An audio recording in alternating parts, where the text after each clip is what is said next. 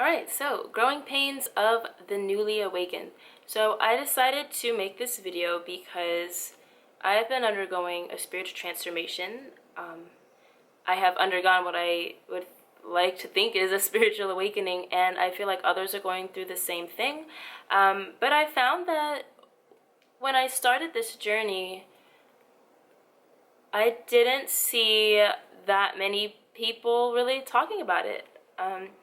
So I decided to make this video and let you all know kind of some of the things that I went through, and perhaps there's someone else out there who relates who's going through something similar. I first started my spiritual journey after college. It was the summer in between when I started, or the summer in between college and grad school, and I wanted to read this book called The Seat of the Soul, and I'll leave the information for that in the description box. So I read that book that summer because I knew once school started I wasn't gonna have time to read anything besides my textbooks. So I started reading that book, and it was exactly what I was looking for, like without even knowing that I was looking for it. It's crazy. But I read that book, and immediately spirituality became the number one thing in my life. It completely consumed me. Like, I couldn't get enough information on that topic. Like, there was, after that, there were so many things that I wanted to find out about, so many things about myself that I wanted to learn. And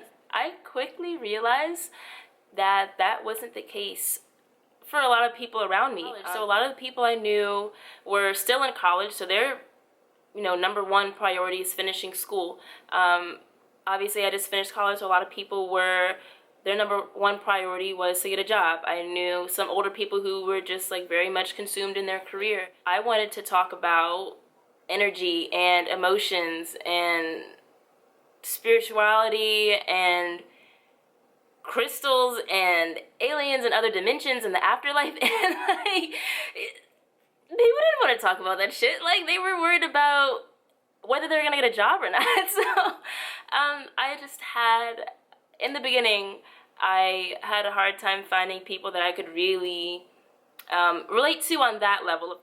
Also, I just feel like I just started to see everything through new eyes. Like, it was almost like I put on new glasses. Like, and it was almost like just two complete extremes. Like, on the one hand, I started to see the beauty in life. Like, started to see beauty and meaning in just the smallest things, the smallest interactions. I just feel like I became so aware and so appreciative of life in general. And also, on the complete other side of the spectrum, I began to see a lot of negative things, just honestly a lot of negative things that are happening in our world right now, and not really focusing on it, but starting to realize it, realizing the amount of disconnection, the disconnection between us and the earth, disconnection between people and their true selves, the lack of self-awareness. Started realizing that people didn't value each other, just that lack of connection, true connection with other people. I just started seeing things for what they really were, and I still have a long way to go, still have a lot of stuff to learn, but just my eyes were open to a lot, and I wasn't expecting that. I knew things would change, but I just didn't realize how drastically different the world would seem to me. So another big change in my life was